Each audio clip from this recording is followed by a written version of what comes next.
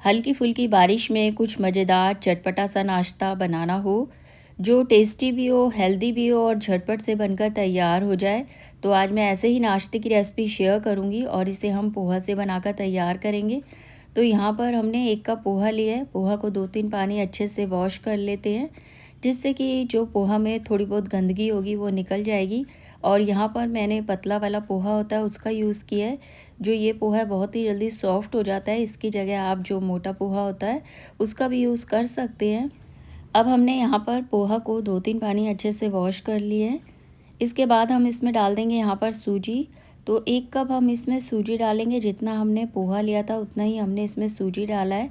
दोनों की क्वांटिटी को हमने यहाँ पर सेम ही रखा है। साथ में इसमें डाल देंगे हम 1 कप दही। और जो दही लेना है बिल्कुल फ्रेश होना चाहिए, बहुत ज़्यादा खट्टा दही नहीं लेना है।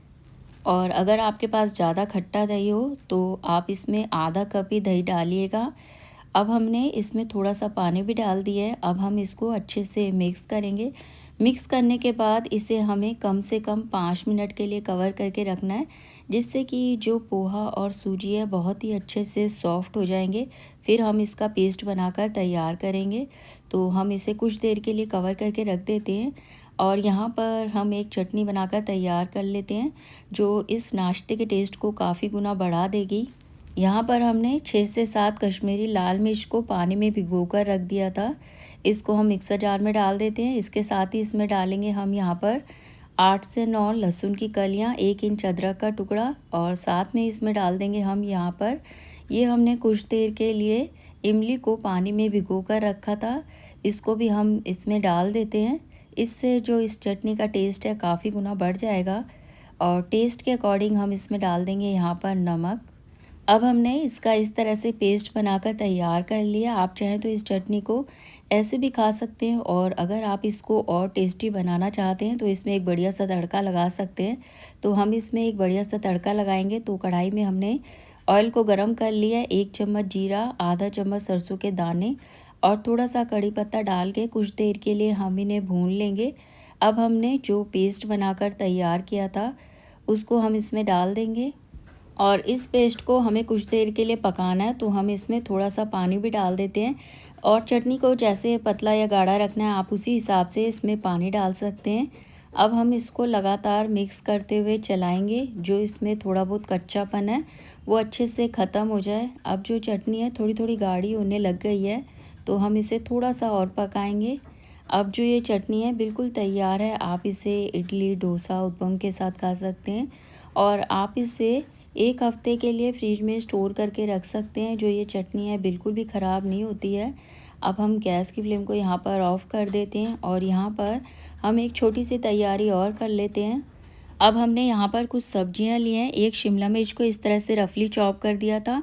साथ में इसमें डाल देंगे हम टमाटर। इसके बाद हम इसमें डालेंगे यहाँ पर गाजर, और इसका हमने बिल्कुल दरदरा सा पेस्ट बनाकर तैयार करना है। और तीखेपन के लिए हम इसमें डाल देंगे यहाँ पर हरी मिर्च और 1 इंच इसमें हम डाल देंगे अदरक का टुकड़ा। बिना पानी डाले इस तरह से हमने इसका पेस्ट बनाकर तैयार कर दिया है। आप चाहें तो इसको चॉपर में भी चॉप कर सकते हैं। बिल्कुल इसी तरह का हमने दरदरा सा पेस्ट बनाकर तैयार करना है। अब हमने जो पोहा और सूजी को भिगो कर रखा था इसे हम एक बार अच्छे से मिक्स कर लेते हैं। और जो हमने इसमें सूजी डाला था बहुत ही अच्छे से फूल गया है।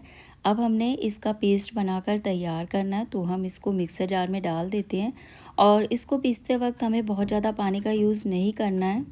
और पानी हमें इसमें इतना ही डालना है जो ये पेस्ट है अच्छे से पिस जाए, क्योंकि बहुत ज़्यादा पानी का यूज़ कर लेंगे तो जो नाश्ता है बढ़िया से बनेगा नहीं। तो हमने थोड़ा सा इसमें पानी डाल दिया है। अब हमने इस तरह से इसका बिल्कुल स्मूथ सा पेस्ट बनाकर तैयार कर दिया है। और अगर आप पहली बार इस नाश्ते को बना रहे हैं बिल्कुल इसी तरह से बनाकर तैयार करेंगे तो जो नाश्ता बनकर तैयार होगा एक ही बार में बिल्कुल परफेक्ट बनकर तैयार होगा। अब हमें इसे कम से कम 2 से 3 मिनट के लिए अच्छे से मिक्स करना है, जिससे कि जो ये बैटर है काफ़ी हल्का हो जाएगा। और जब हम इसका नाश्ता बनाकर तैयार करेंगे नाश्ता बहुत ही ज़्यादा टेस्टी बनकर तैयार होगा। अब हमने इसको अच्छे से यहाँ पर मिक्स कर दिया है।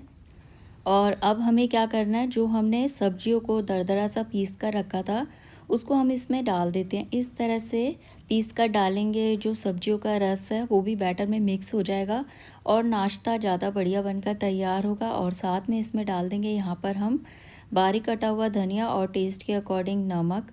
अब सभी चीज़ों को अच्छे से मिक्स कर लेते हैं और इसमें हम बहुत ज़्यादा मसालों का यूज़ नहीं करेंगे, क्योंकि सब्जियों को पीसते वक्त हमने इसमें हरी मिर्च पहले ही डाल दी थी। और अब हमने इसको यहाँ पर अच्छे से मिक्स कर दिया है। और जो ये नाश्ता है सॉफ्ट बनकर तैयार हो, फूला फूला बनकर तैयार हो, इसके लिए इसमें हम बेकिंग सोडा डालेंगे। तो यहाँ पर इसमें हम 2 पिंच यहाँ पर बेकिंग सोडा डाल देंगे और इसकी जगह आप यहाँ पर इनो का भी यूज़ कर सकते हैं। अब हम इसको भी अच्छे से बैटर में मिक्स कर लेते हैं और बैटर की कंसिस्टेंसी आप देख सकते हैं, बिल्कुल इस तरह की होनी चाहिए। बिल्कुल इस तरह से हमें बैटर बनाकर तैयार करना है। और अब हम इसका नाश्ता बनाकर तैयार करेंगे और इसे हम बहुत ही कम ऑयल में बनाकर तैयार करने वाले हैं। तो पैन में हमने हल्का सा ऑयल लगा दिया है और ऑयल भी अच्छे से गर्म हो चुका है। 2 से 3 चम्मच बैटर भरकर इस तरह से हम इसको फैलाएंगे और सब तरफ से हमें इसको बराबर से फैलाना है और कुछ देर के लिए हम इसे पकने देंगे। और जब ये ऊपर से ड्राई हो जाएगा तो हम इसमें इस तरह से ऑयल लगाएंगे। तो मैं इसे यहाँ पर सरसों के तेल में बना रही हूँ। आप चाहें तो इसे घी या बटर जिसमें बनाना चाहें उसमें इसे बनाकर तैयार कर सकते हैं। हल्की फुल्की भूख हो, बच्चों के टिफ़िन के लिए कुछ बढ़िया सा नाश्ता बनाना हो जो हेल्दी भी हो, टेस्टी भी हो और झटपट से बनकर तैयार हो जाए, तो आप इस नाश्ते को बनाकर तैयार कर सकते हैं। बहुत ही जालीदार नाश्ता हमारा बनकर तैयार हुआ है।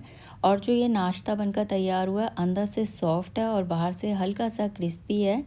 अब एक नाश्ता बनकर तैयार हो चुका है। इसी तरह से हम बाकी बचे हुए नाश्ते को भी बनाकर तैयार कर लेते हैं। और जो हमने बैटर बनाकर तैयार किया था वो बिल्कुल परफेक्ट होगा, तो नाश्ता भी बिल्कुल परफेक्ट बनकर तैयार होगा। तो बैटर को जैसे ही हम पैन पर फैलाएंगे तो ये अपने आप ही फैलेगा। बस हमें इस तरह से इसको हल्का सा शेप देनी होती है और इसको हमें बहुत ज़्यादा मोटा मोटा नहीं फैलाना है, हल्का सा हमें इसे पतला ही रखना है। और जैसा छोटा या बड़ा जिस शेप में आप इसे बनाना चाहें उस शेप में आप इसे बनाकर तैयार कर सकते हैं। और इस नाश्ते को भी हम दोनों तरफ से अलट पलट कर बढ़िया सा गोल्डन कलर आने तक हम इसे सेक लेते हैं। और इस नाश्ते की खासियत है कम ऑयल में भी जो ये नाश्ता है बढ़िया से बन भी जाता है और बढ़िया से क्रिस्पी भी हो जाता है। और जो हमने इसमें सब्जियां डाली थी बहुत ही अच्छे से कुक हो जाती हैं, बिल्कुल भी कच्ची नहीं रहती हैं।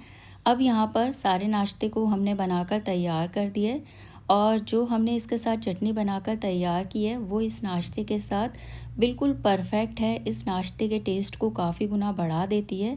और अगर आपने एक बार इस तरह से इस नाश्ते को बनाकर खा लिया तो आप इसे बार बार बनाएंगे, क्योंकि ये बहुत ही ज़्यादा टेस्टी बनकर तैयार होता है। फिर मिलते हैं ऐसी ही कुछ नई सी मज़ेदार सी टेस्टी सी रेसिपी के साथ। Thanks for watching.